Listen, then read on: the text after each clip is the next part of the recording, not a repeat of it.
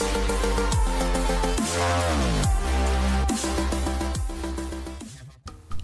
sobat Koko, selamat datang kembali ya di channel aku. Di video kali ini aku mau berbagi tutorial cara membuat kolase semut dari biji-bijian.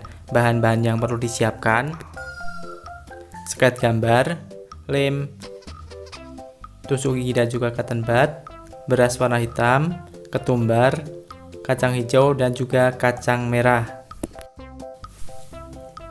Cara membuatnya: kita oles lem pada gambar, selanjutnya kita tempel satu persatu biji-bijian hingga rata.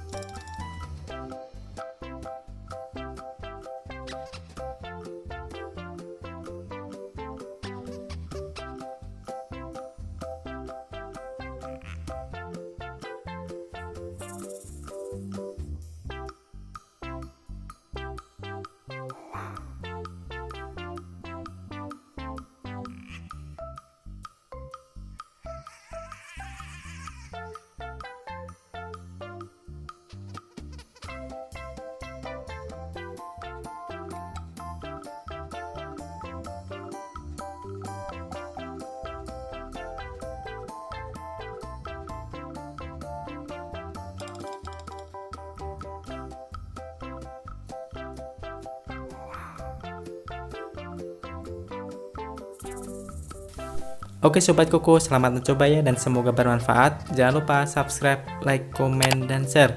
Dan sampai jumpa di video aku berikutnya.